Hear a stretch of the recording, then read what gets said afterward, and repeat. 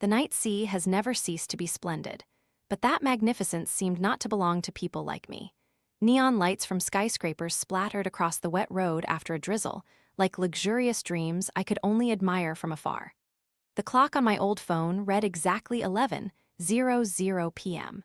I pulled my worn uniform jacket tighter and quickened my pace down the familiar, deserted street, heading back to my rented room. My name is Suzie. I'm a humble employee at a 24/7 convenience store chain. My job is simple: arrange goods, ring up purchases, and clean. A tedious loop that stretched from one day to the next, month after month. Finishing work at midnight had become a habit. This city was vast, yet my world was confined to the distance between the supermarket and my old, rundown rental in the suburbs. The alley leading to my place was quite dark and deserted, an ideal spot for those with ill intentions. I was a young woman living alone, and I wasn't unattractive, so self-defense was always my top priority. In my trusty cloth bag, besides typical girl stuff, I always carried a self-made defense kit. It included a strong pepper spray, a mini alarm whistle with an ear-splitting sound, and a homemade smoke bomb fashioned from chili powder and baking soda. Just a hard throw to the ground was enough to create a stinging, blinding fog that would disorient an attacker for several seconds. Others might find me odd, but I believed my safety could never be overprepared for. Tonight, the air felt colder than usual. The wind seeped through my clothes, making me shiver involuntarily. When I was just a few dozen meters from my rental block, I suddenly heard unusual sounds coming from a hidden corner up ahead. Shouts, threats, and the terrified sobs of a child. "You brat, hand over all your money now." "No, please don't hit me. I don't have any money, I really don't." "That silver bracelet on your neck looks valuable enough, take it off." My heart pounded. It was a mugging again. But this time, the victim was a child, and my blood boiled. I wasn't a hero, but I couldn't stand by and do nothing when a child was being bullied. Sneaking behind a wall, I witnessed the scene. 3 burly men with menacing faces surrounded a boy who looked no older than 10 or 11. He was thin, wearing expensive clothes now caked in mud, his face pale with fear, eyes brimming with tears. I took a deep breath, trying to stay calm. Confronting 3 adult men head-on would be foolish. I needed to use my wits. Quietly, I pulled out my phone, opened the timer app, and set it for exactly 30 seconds. Then I opened a special audio file I'd prepared long ago, the incredibly realistic sound of a police siren. I hit play and turned the volume to maximum. While waiting, I uncapped my pepper spray, my other hand clutching the homemade smoke bomb. 30 seconds passed in a flash. Woo woo, woo, the fake siren blared, tearing through the alley's silence. The 3 men jumped, their faces aghast as they spun around. "Damn it, where did the cops come from?" one cursed. "Someone must have reported us, let's get out of here." This was my moment. While they were still disoriented, I darted out from my hiding spot like a gust of wind. "Stop right there," I yelled, trying to make my voice as sharp as possible. They turned, seeing only a small girl, briefly surprised, then sneering in contempt. "Who the hell are you? Do you have a death wish?" Without giving them time to react, I flung the smoke bomb directly at the feet of the closest thug. Thump! A blinding cloud of reddish-white dust erupted, carrying the pungent smell of chili. The man immediately started coughing violently, clutching his face.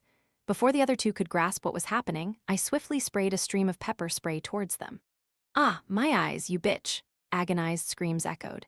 Seizing the chaos, I rushed to the boy, grabbed his hand, and urged him to run. But he seemed too terrified, his legs like jelly, unable to move. Realizing the situation was dire, I pulled out the mini alarm whistle from my bag and blew into it with all my might. The sound was so shrill even I winced. It drilled directly into my eardrums. The thugs, already reeling from the pepper spray and chili powder, were now subjected to the ear-splitting whistle and the increasingly close fake police siren. Finally, unable to bear it any longer, they stumbled and fled frantically, disappearing into the darkness. When the alley fell silent again, I finally breathed a sigh of relief, turning off the siren on my phone. I turned back to the boy. He was still sitting on the ground, trembling like a rain-soaked chick. His large, round eyes were wide open, staring at me with a mixture of fear and gratitude. Seeing his pitiable state, my heart softened. On this freezing winter night, he was only wearing a thin sweater. Without a second thought, I took off my uniform jacket and draped it over him. "It's okay now, they're all gone," I said, crouching down and trying to sound as gentle as possible. Where do you live? I'll take you home. The boy shook his head, tears starting to fall again, his voice barely a whisper. I don't know, I'm lost, I sighed. Taking him to the police station now would be a hassle. They'd ask a million questions, and all I want is to go home and rest. Besides, seeing his panicked face, I couldn't bring myself to abandon him. All right, for now, let's go back to my place, okay? Tomorrow morning, we'll figure out how to contact your family. The boy hesitated for a moment, then nodded slightly. I helped him stand up, brushing the dirt from his clothes. My cramped, humble rented room suddenly had an unexpected guest tonight. Sitting the boy on my only bed, I went to make him a cup of hot milk. Watching him obediently drink it, his tiny hands clutching the mug for warmth, I couldn't help but smile. Tonight was truly a long and strange night. I had no idea that this impulsive act of kindness would draw me into a destined vortex, completely changing my quiet life forever. And the man who was about to enter my life would have an unimaginable connection to both me and this little boy. Last night I hadn't slept peacefully at all. The cramped single bed now had to be shared by two. I hugged the edge of the bed, but most of the space was given to Leo. The boy was probably too frightened, so he fell asleep quickly, yet he still occasionally twitched in his sleep, his brows furrowed tightly. I was awake almost the entire night, partly due to the unfamiliar situation and partly out of worry for the boy beside me. The faint morning sunlight seeped through the window cracks, waking me from my drowsy state. Leo was still sound asleep, his chubby face looking so peaceful, a stark contrast to his terrified expression last night. I gently sat up, careful not to make a sound. My rented room suddenly felt much more lively with the boy's presence. My uniform jacket was still draped over him. His branded clothes were neatly hung on the chair after I'd helped him clean off the mud.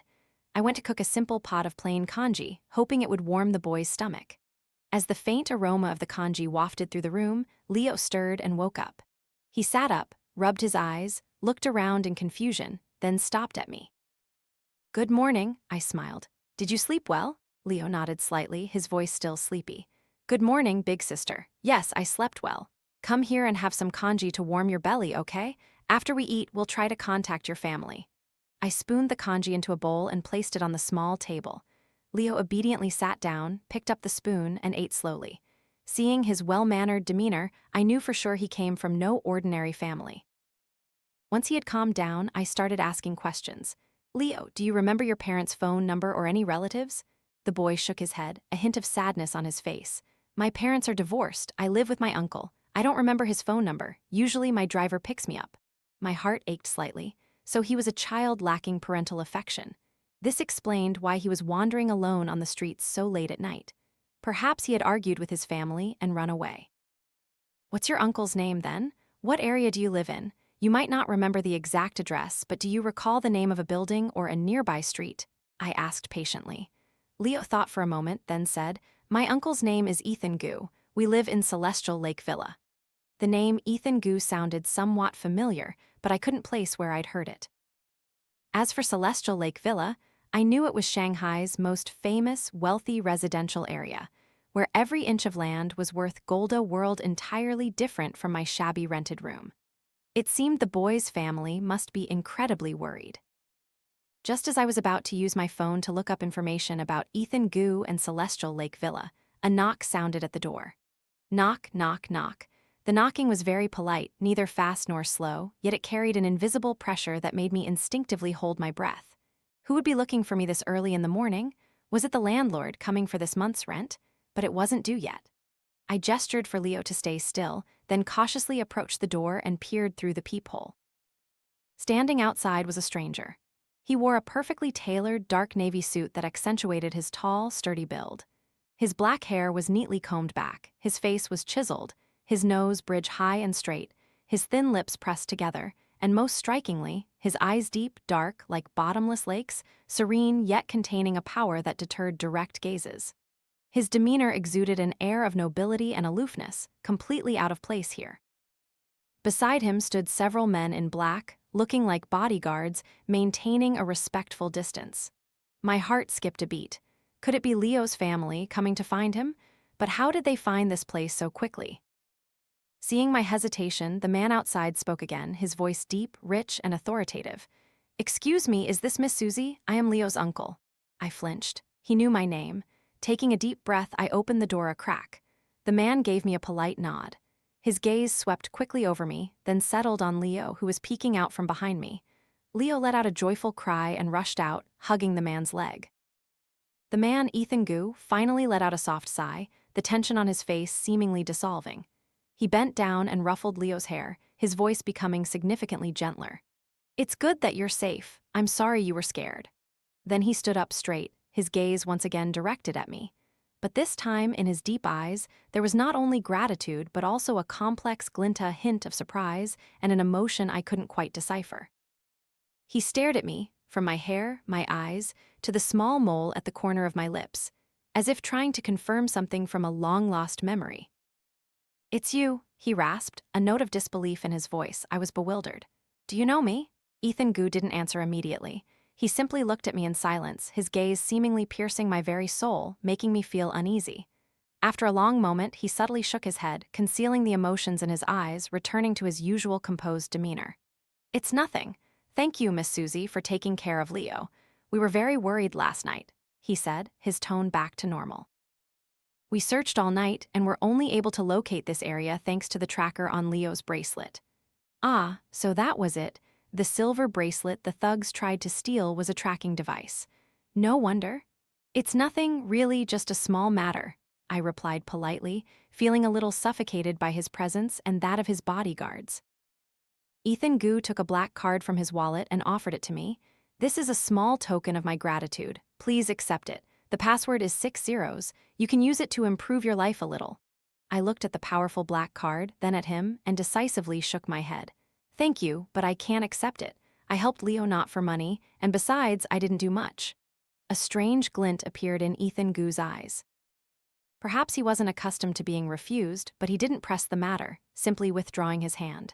"If you insist, I won't force you, but I owe you a debt of gratitude," he said, his tone firm. "Suzie, I won't forget. If you ever face any difficulties in the future, please contact me." With that, he handed me a business card. The card was simple yet elegant, bearing only the name Ethan Gu and a phone number, no title, no company address. After bidding me farewell, Ethan Gu took Leo's hand and left. The boy turned back, waving to me, his tiny voice saying, "Goodbye, big sister Suzie." I stood motionless at the door, watching Ethan Gu's straight back and Leo's small figure until they disappeared down the hallway. The rented room suddenly returned to an emptiness so quiet it felt desolate. I looked at the business card in my hand, a strange feeling stirring within me. Ethan Gu's gaze when he looked at me, his question, "It's you." Everything was utterly baffling. I was certain I had never met this man before, but why did he react that way? And why, in that moment he looked at me, did my heart beat so inexplicably fast? I didn't know that this encounter was just the beginning. The man named Ethan Gu had begun a meticulous plan to slowly, step by step, draw me closer to his world. My life quickly reverted to its usual routine. In the days that followed, I still worked the night shift, finished at midnight, and returned to my empty rented room. The encounter with the man named Ethan Gu and the boy, Leo, felt like a bizarre dream, a scene that didn't belong in my real life. Sometimes, I'd take the business card out of my wallet and gaze at it. The stiff, luxurious paper with Ethan Gu's name elegantly embossed felt utterly out of place in my worn-out leather wallet. I often thought about tossing it in the trash, telling myself that his world and mine were two parallel lines that would never intersect. Yet somehow, I couldn't bring myself to do it. His complex gaze and his question, "It's you," haunted my mind, planting a seed of curiosity that refused to be extinguished. A week later, on an evening like any other, as I was diligently cleaning the shelves, the supermarket's door chime rang. Habitually, I looked up and said, "Welcome, dear customer." But then the smile on my face froze. Standing at the door was Leo. The boy wore energetic sportswear, looking much healthier and happier than before. Behind him, the man in the navy suit from that day calmly walked in. It was still Ethan Gu. His sudden appearance in the cramped convenience store created an indescribably surreal feeling. He was like a god who had mistakenly stepped into the mortal world. Everything around him seemed to fade before his overwhelming aura. "Big sister Suzie," Leo cheerfully ran to the cashier counter, his eyes sparkling. "Uncle and I came to buy some things. I was a bit flustered, my hands and feet clumsy, unsure what to do. Hello, Leo. Hello, Mr. Gu. Ethan Gu gave me a slight nod, his eyes as deep and inscrutable as ever. He said nothing, simply walked silently along the aisles, appearing to genuinely be choosing something.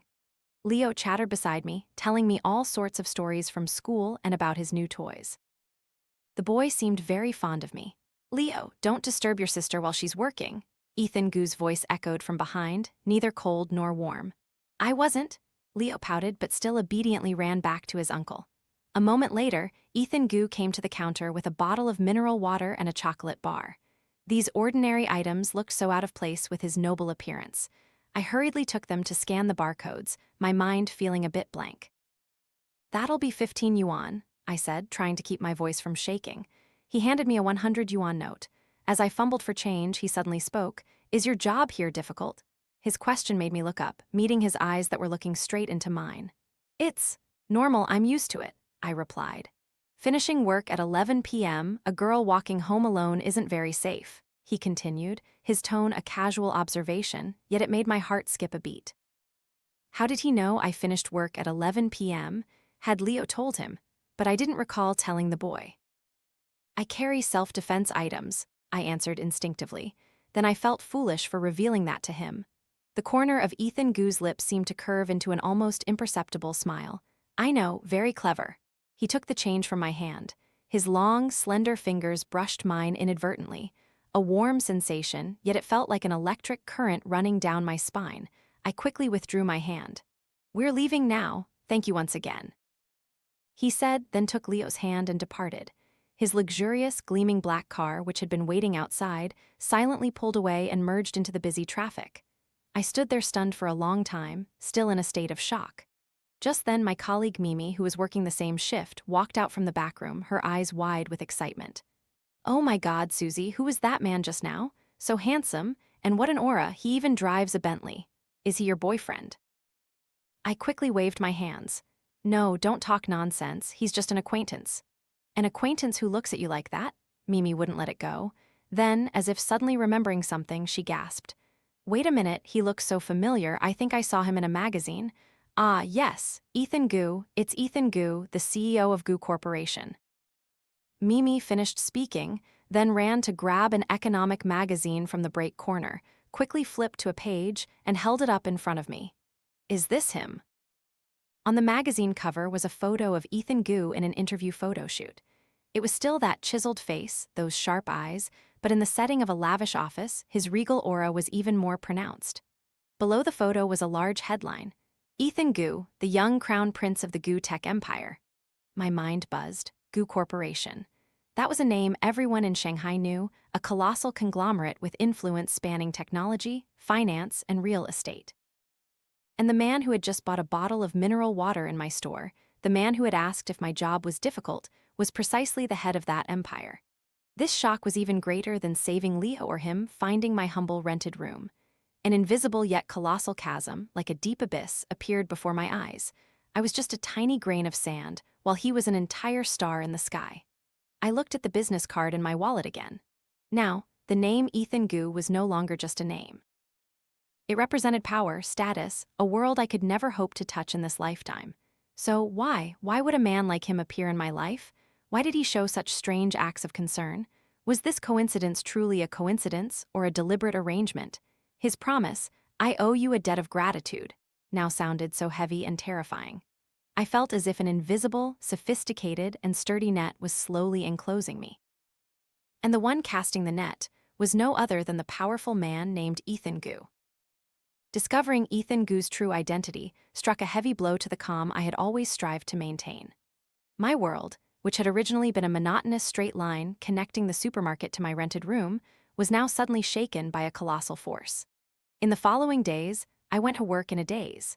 Images of Ethan Gu, sometimes the cold CEO on a magazine cover, sometimes the man with complex eyes standing in my convenience store, constantly overlapped in my mind. I did something I knew I shouldn't. I searched for information about him online. The results were a flood of articles praising him as a business legend. Starting from nothing, he had revived a crumbling Gu corporation after a family tragedy and transformed it into a technology empire in just a few years.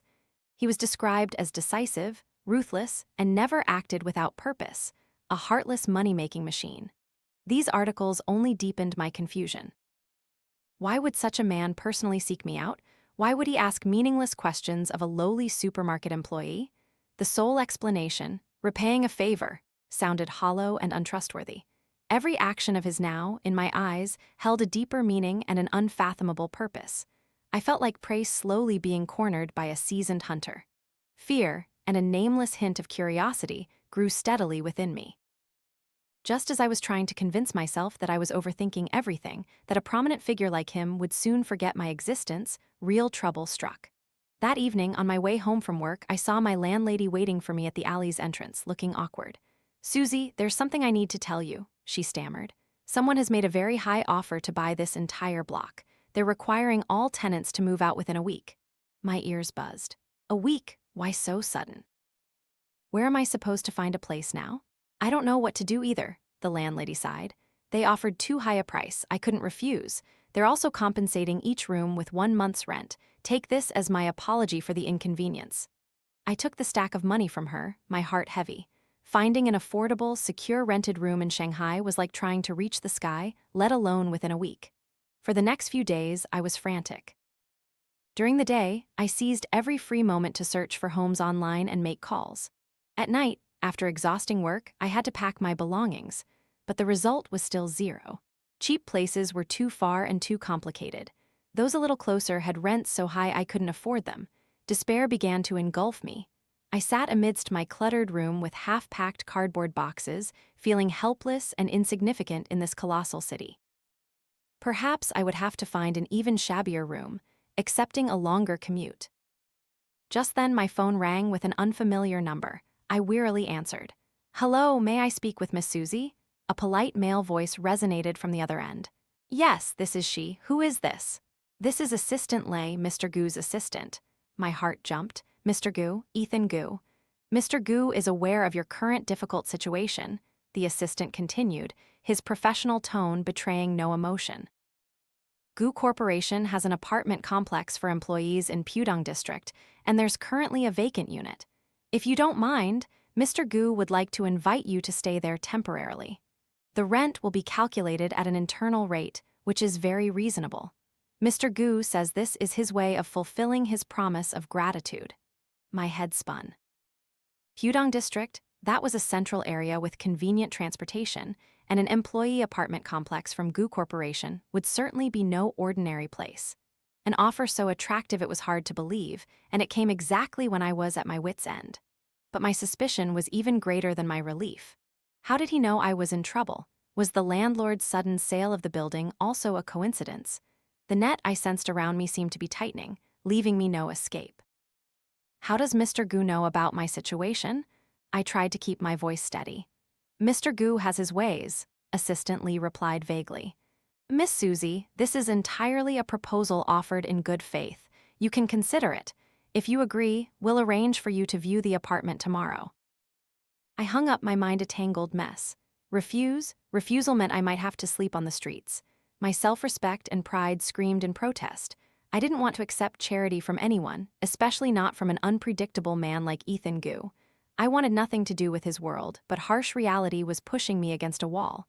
I needed a place to live, a safe place. After a sleepless night of tossing and turning, I finally made a decision. I would accept. But I promised myself this was merely a fair transaction. I would rent his place, pay the rent in full, and as soon as I found another suitable home, I would move out immediately. I would owe him nothing. The next day, Assistant Lee drove me to see the apartment. It was a small but incredibly cozy and well-equipped studio apartment in a high-end complex. Everything was brand new, from the furniture to the kitchen appliances. From the living room window, I could see a lush green park in the distance. Everything was perfect, terrifyingly perfect. After signing the lease agreement at a surprisingly low price, Assistant Lee handed me the keys and said, "Mr. Gu hopes you'll like it here." When the assistant left, I stood alone in the new apartment, feeling utterly unreal. I walked to the window, looking out at the distant park. This scene felt incredibly familiar, as if I had seen it in a dream before. Suddenly, my eyes landed on an old stone bench beneath an ancient maple tree in the park. A vague image flashed in my mind, a little girl with pigtails offering a skinny, dirt-stained boy a piece of bread. My head throbbed. What was that memory? Why was it appearing now? I looked around the apartment, then back out at the view from the window, a frightening thought creeping into my mind. Was this place, this choice, a mere coincidence, or was it chosen for some reason I was completely unaware of? Ethan Gu, what exactly do you want? What do you know about my past? The invisible net wasn't just encompassing my present. It seemed to want to drag my forgotten past into the light. In the days that followed, I lived in the new apartment like a sleepwalker. Everything was too perfect, from the soft bed and clean bathroom to the fully equipped kitchen. The convenience and comfort it offered were undeniable, but it was also like a gilded cage, beautiful, yet cold. I constantly felt watched. Every action, every habit seemed to be under someone's control. To retain my last shred of self-respect, the moment I received my first paycheck, I immediately transferred the rent to the assistant, down to the last penny, not missing a single cent. I wanted to prove that this was a fair transaction, that I owed Ethan Gu nothing. Yet there was one thing I couldn't control: my own curiosity. Every day after work, I would subconsciously stand by the window, looking down at the park below. My eyes would always unconsciously seek out that old stone bench beneath the ancient maple tree. The vague image of the little girl with pigtails and the skinny boy repeated in my mind, becoming clearer with each passing day. I tried to rummage through my memory, but my past before the age of 10 was a blurry blank. I only vaguely recalled having lived somewhere else before moving in with my grandmother. On a rare weekend afternoon off, I decided to go for a stroll in the park. Perhaps the fresh air would help clear my mind. I walked aimlessly along the pebble path, and then my feet led me directly to that familiar stone bench. I sat down, reaching out to touch the chipped paint on the armrest. A strangely familiar feeling washed over me. Big Sister Suzie, a clear, familiar voice pulled me from my thoughts. I looked up and saw Leo running towards me, holding an eagle-shaped kite. Not far behind, Ethan Gu was walking leisurely. He wore a simple tracksuit, looking less aloof than usual, but his regal aura remained undiminished. Another coincidence, I thought to myself, but still smiled at Leo. Hi, are you flying a kite? Yes, Uncle just bought it for me, the boy happily showed off. By this time, Ethan Gu had reached me. He didn't sit down, just stood there, his deep eyes looking into the distance where other children were playing. This park hasn't changed much over the years, he suddenly spoke, his deep voice blending with the gentle afternoon breeze. I didn't know how to respond, so I just listened in silence. Just around that corner, there used to be a small bakery, he continued, his gaze still not meeting mine, as if talking to himself. Their pineapple buns were delicious. Pineapple buns. Those three simple words were like a key, suddenly unlocking a long-sealed door in my memory. The images in my head suddenly became sharp. The little girl with pigtails, wearing a small floral dress, holding a hot pineapple bun. It was the last bun she bought with her pocket money, her favorite food. And that boy, skinny, in torn clothes, huddled in a corner. His stomach growled with hunger, his eyes yearningly fixed on the bun in her hand. My head pounded. I squeezed my eyes shut, trying to push away the surging images. Seeing my suddenly pale face, Ethan Gu finally turned to look at me. A fleeting, barely perceptible hint of worry crossed his eyes. Are you all right? I opened my eyes, looking straight at him, my fear and suspicion now at their peak. I couldn't bear this ambiguity anymore. Why are you saying these things? My voice trembled. Why this apartment? Why this park? Ethan Gu, what do you ultimately want? How do you know? I couldn't finish the sentence because even I didn't know what he knew. Ethan Gu looked at me, his silence more terrifying than any answer. For the first time, I saw his cold, aloof mask seem to crack. Behind that calm exterior was a complex emotion, a hidden pain, and a tenderness I had never witnessed. He slowly sat down next to me on the stone bench. The distance between us was so close, close enough that I could feel the warmth radiating from him. Suzie, he spoke my name, his voice hoarse. 'Cause many years ago, right here, there was a foolish little girl who used her last pineapple bun to save a starving boy's life. My entire world seemed to stop in that moment. Each word he spoke, one by one, struck my mind like lightning. The final fragment of memory shattered, piecing together a complete picture. That little girl was me, and the skinny, dirty boy with eyes full of defiance and pride, even in his most pathetic state, was him. I trembled, looking deeply into Ethan Gu's eyes. Despite all the years that had passed, despite being veiled by coldness and power, deep within them was still the gaze of the boy from all those years ago. It's you. The invisible net had completely tightened its grip. It turned out it wasn't cast to hunt me down, but to find me again. Everything from saving Leo, to him finding my rented room, to buying the apartment complex, to arranging this apartment for me, none of it was a coincidence. It was a meticulously planned scheme over many years. This man's relentless search. It was you, I stammered, tears falling uncontrollably, blurring the image of the man before me. Ethan Gu said nothing, merely raising his hand gently and using his thumb to wipe away a tear on my cheek. His light touch sent a shiver through my entire body. Cold, decisive, and ruthless as the rumors claimed, yet the tenderness in this moment was so real it hurt. He didn't owe me a debt of gratitude, he owed me a life, and he had spent many years trying to repay it. Time seemed to freeze on that old stone bench in the park. The wind still blew, the leaves still rustled. Leo was still happily flying his kite in the distance, but the world in my eyes had completely turned upside down. The man sitting beside me, the cold, powerful CEO of Goo Corporation, was none other than that skinny, starving boy from all those years ago. This truth was too sudden, too absurd, like the wildest fairy tale I had ever heard. Tears streamed down my face uncontrollably, not from sadness, but from an overwhelming shock, a chaotic emotion I couldn't name. Ethan Gu remained in the same posture, his hand still gently wiping away my tears. His clumsy tenderness, so utterly contrary to his usual demeanor, only made my heart even more conflicted. After a long while, when I had gradually calmed down, I took a deep breath, trying to sort out the barrage of questions in my head. How did you recognize me? I asked, my voice hoarse. So many years have passed, I've changed so much. Ethan Gu withdrew his hand, his gaze distant, as if drifting back to a faraway memory. I never forgot that little girl's face, the pigtails, the floral dress, and even the small mole at the corner of your lip. He paused for a moment, then turned to look straight into my eyes. But what I could never forget was your gaze, a gaze both resolute and kind. That gaze, no matter how many years passed, never changed. He recounted that after that day, his family found him. It turned out he had run away from home after a major family trauma. My pineapple bun had saved him from hunger, giving him the strength to hold on until he was found. From that day on, the image of the kind little girl was etched deep into his mind. He had been searching a silent, persistent search that lasted for many years. He had people investigate the old park area, but everything had changed. The bakery was gone, and no one knew anything about a girl with pigtails. The search had almost reached a dead end, he said, his voice lowering. Until that night, when I received news that Leo was missing. His last known location was near your rented room. When my assistant sent me the security camera footage from nearby, I saw you. He fell silent for a moment, his deep eyes gazing at me intently. The moment you rushed out to confront 3 big men to protect Leo, your image and that of the little girl from years ago completely overlapped. It was still that same fearless courage, that same intelligence and quick wit. Right then, I knew it was you. I had found you. Listening to his story, my chest felt as if a heavy stone was pressing down on it. Everything I did, everything I experienced had been within his sight.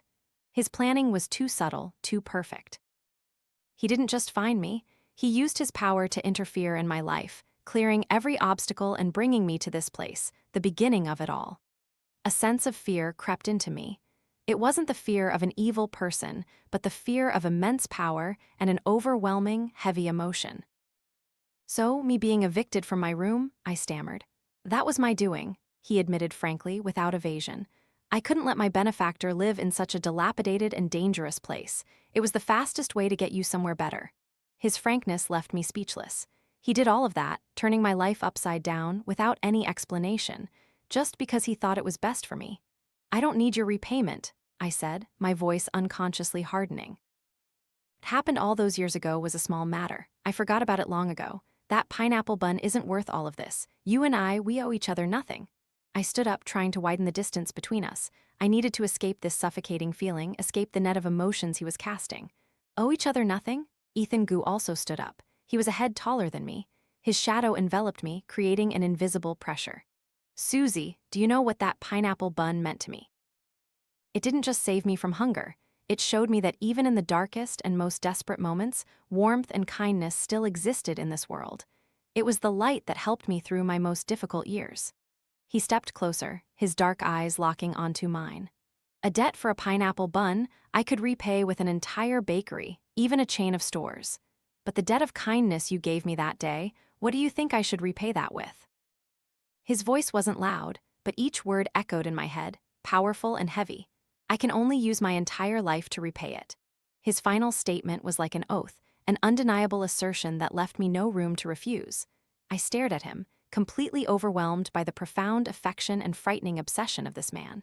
This was no longer merely about repayment. This was a feeling that had been nurtured and grown over many years, a feeling I didn't know if I had the strength to bear. Seeing my stunned silence, Ethan Gu didn't press further. He took a step back, the sharpness in his eyes softening. "You need time to think, I understand. But Suzie, remember one thing," he said, his voice firm. "I spent many years finding you. I won't let you disappear from my life again." With that, he turned, called Leo, and left with the boy, leaving me standing alone and adrift in the park. I watched his retreating back, feeling as if all the strength had drained from my body. That comfortable apartment was no longer just a gilded cage. It was a testament to his relentless search. My peaceful life had truly ended, and the man named Ethan Gu had officially stepped into my world, bringing with him my past, present, and a future I could not possibly foresee. Ethan Gu's declaration, "I can only use my entire life to repay it," was like a stone thrown into the serene lake of my existence, creating ripples that would never flatten. My life after that day fell into a state of extreme contradiction. On one hand, I tried to maintain my distance, telling myself that his world and mine were too different, that the heavy debt of gratitude was something I could never bear. On the other hand, his presence became unavoidable, subtly and warmly weaving itself into every corner of my life, making it impossible for me to resist. He didn't use lavish gifts or flowery words to pursue me. Instead, he used small, practical acts of concern that struck directly at the softest vulnerabilities of my solitary life. One evening, just as I finished work, a sudden downpour lashed down on Shanghai. I huddled under the supermarket's awning, silently lamenting the white curtain of rain. I hadn't brought an umbrella, and the walk home, though not far, was enough to drench me completely. Just as I was about to summon the courage to brave the rain, a familiar, sleek black Bentley slowly pulled up right in front of me. The car window rolled down, and Assistant Lee smiled politely. "Miss Suzie, it's raining heavily." "Mr. Gu happened to be passing by and asked me to offer you a ride home." "Passing by?" I frowned. Gu Corporation's headquarters were in the financial district, completely opposite my route home. This lie had no sincerity whatsoever. I can manage to get home myself, thank you." I refused by reflex. My pride wouldn't allow me to easily accept his help. Assistant Lee seemed to have anticipated my answer. He didn't press, merely stating, "Mr. Gu said if you don't want to get in the car, he'll get out and wait with you until the rain stops." I froze, looking at the darkened rear window. I couldn't see the person inside, but I fully believed Ethan Gu would do exactly as he said. I couldn't imagine the CEO of Gu Corporation standing under the awning of a convenience store to shelter from the rain. That image was utterly ludicrous and would undoubtedly be on the front page of tomorrow's newspapers. Finally, under that silent coercion, I reluctantly opened the car door and got in. The car's interior was utterly silent. Ethan Gu sat on the other side, looking straight ahead, not saying a word, yet his presence filled the entire space, making me feel slightly breathless. He had changed from his business suit into a simple white shirt, sleeves rolled up to reveal strong wrists. He looked less cold, but still exuded an aura that compelled others to keep their distance. In the days that followed, similar coincidences occurred repeatedly. Sometimes he'd use the excuse of bringing Leo to my supermarket to buy snacks, allowing the boy to happily chatter about his fun school stories. Other times, he'd have someone deliver lavish dinners, cooked by a private chef, to my apartment, claiming he was worried I wasn't eating enough nutritious food, which would affect my health. Initially, I firmly refused everything, but his persistence was frightening. He didn't get angry or force me. He simply used silent actions to show his concern. Gradually, the icy wall I tried to erect began to show cracks. It had been so long, ever since my grandmother passed away, that no one had cared if I ate enough or dressed warmly enough. The warmth he brought, even though I knew it stemmed from a deep-seated obsession, was something my lonely heart unconsciously craved. The real turning point happened a week later. Perhaps due to overwork, coupled with intense psychological pressure, I fell ill. A high fever suddenly hit, making me dizzy right at work. I only managed to text my manager to request time off, then stumbled and caught a cab home.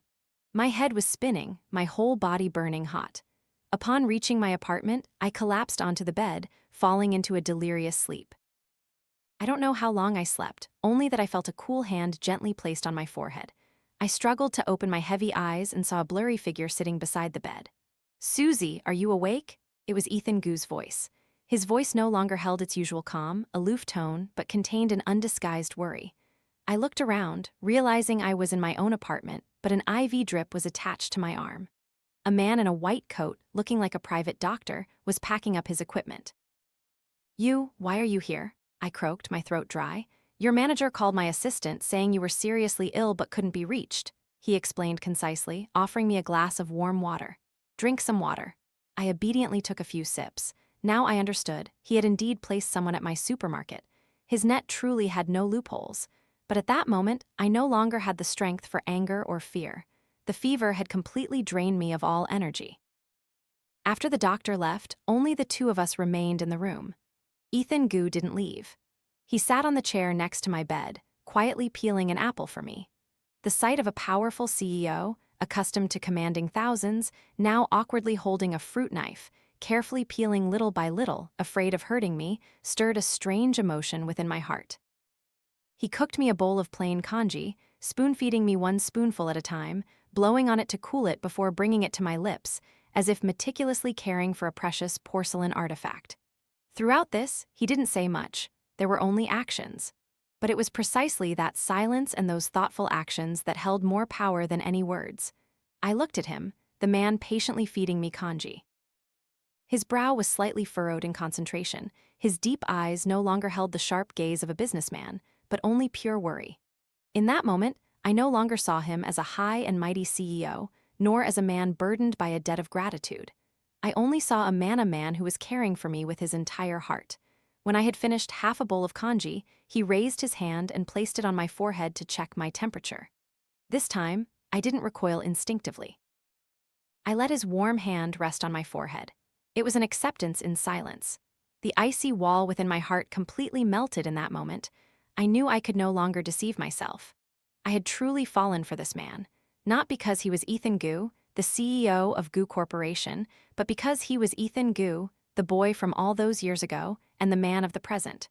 The one who had used his warmth and persistence to thaw my once cold heart.